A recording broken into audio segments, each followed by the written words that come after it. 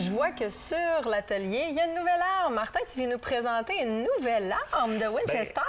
Nouvelle arme pour moi, parce que c'est nouveau dans ma collection, mais nouvelle arme sur le marché, non. T'as devant toi The Gun That Won the West. C'est l'arme qui a conquis l'Ouest. C'est 140 ans d'histoire qui est encore disponible. Puis tu sais, on reconnaît souvent Winchester à ça, surtout dans les modèles lever action.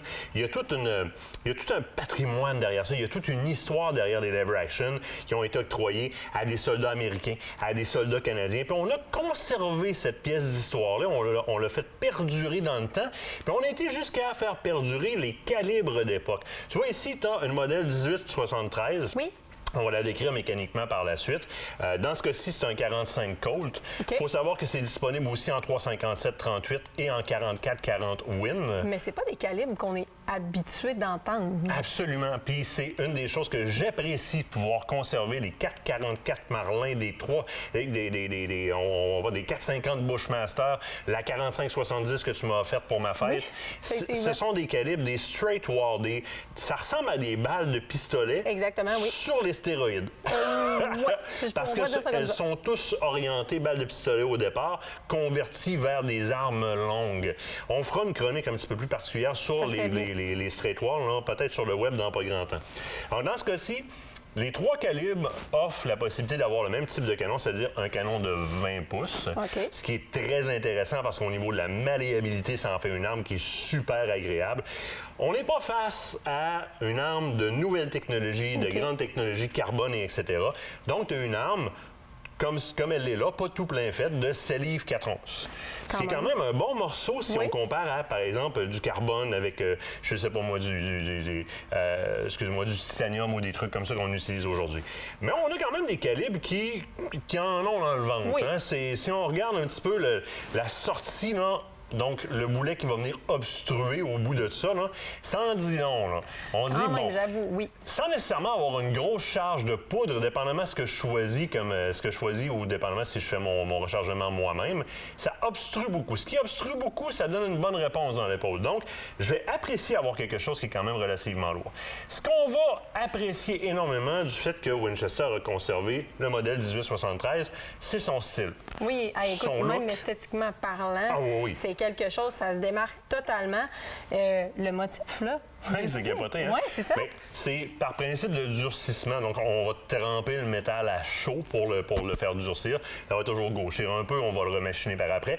On va chauffer encore plus. Et il y a des principes au niveau du trempage et du durcissement du métal qui vont venir donner cette espèce d'aspect là, vraiment comme bone charcoal qu'on appelle, là, qui est vraiment très beau fini. En anglais, on dit juste comme colored, donc coloré, hardened steel. Dans ce cas-ci, tu vois, regarde, le récepteur au complet.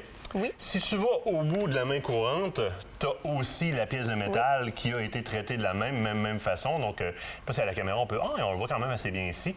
Puis si je vire de bord, parce qu'on va aller adresser de façon l'arme à partir de sa crosse tout de suite après, eh bien, au niveau de la crosse, si tu me permets, le croissant de la crosse, parce que c'est une crosse en croissant, est aussi fait de cette façon-là. Alors là, ici, on n'est pas dans les grandes technologies de pad anti-recul. C'est du métal. Oui. Hein? C'est du métal. C'est pas fait pour le confort. Non, ça vient épouser bien l'épaule. Donc, on va vraiment venir avoir un bon appui dans l'épaule parce que, naturellement, il n'y a pas le choix de se placer comme ça. Exact. Tu peux pas vraiment le placer ailleurs. Donc, ça vient vraiment bien rentrer. Mais je veux aussi avoir une bonne assise dans l'épaule parce que ça va faire boum-boum. Puis, on aime ça quand ça fait boum-boum. Sinon, si on regarde l'arme dans son ensemble, la crosse, on a une crosse européenne, une très belle crosse, on le dit, en croissant. On pourra retirer le butt plate ou le pad anti-recul, qui n'en est pas un dans ce cas-ci. Moi, j'aime à le conserver comme ça. Hein, je vais endurer la claque, tout simplement. C'est pas si pire que ça. Tu as tiré la 450 Bushmaster? Oui. Bon, 45 Colt dans ce cas-ci, tu sais, je veux dire, tu vas te retrouver dans ces eaux-là très, très, très facilement. OK, parfait. Le mécanisme, c'est un lever action, donc une arme à levier. Il y a ici un cran de sécurité qu'on peut venir mettre sur le levier. On tourne le bouton, ce qui est quand même assez intéressant parce que ça va vraiment comme le laisser en position désengagée. Donc, il va être fermé. Donc, l'arme à levier, évidemment, avec chargeur tubulaire. Tu as remarqué que tu as tout de suite accès aussi. Tu as un accès unitaire à la chambre sur le dessus. Donc, on referme la petite portière ici. Si on avance, bon, tu vois tout ton mécanisme qui a été durci, la qualité des composantes, la qualité des métaux qui sont utilisés, C'était un arme pour faire la guerre, puis c'est encore fait pour faire la guerre. Right? À partir de là, chargeur tubulaire, évidemment, mécanisme à levier, c'est toujours comme ça. On a, toutes les pièces sont polies. Hein? C'est le bon vieux polissage. Il n'y a pas d'ajout d'autres systèmes ou d'autres alliages par-dessus. On polit. Fait que c'est le genre d'arme que quand on va faire entretenir, on va aller voir nos amis chez le armurier, par exemple, on va demander un repolissage pour l'utilisation l'année ensuite. Le canon, c'est la même chose. Contour sport au niveau du canon. Donc, quand même un bon canon. Au niveau des mires? Au niveau des mires, là, écoute, il reste 30 secondes. Là. Oui. Ce sont des mires sèches. Et c'est la mire sèche vraiment traditionnelle. Et moi, là, je veux conserver ça comme ça. S'il vous plaît, si vous allez vers des armes comme celle-là, surtout si vous allez vers des armes vintage ou de grande qualité, de style vintage, allez pas me mettre un télescope là-dessus. C'est des calibres, les straight war, pour faire du plus courte portée, mais à fort impact. OK. On va faire de la chasse fine à l'orignal ou au chevreuil avec ça, à très courte portée ou à courte portée.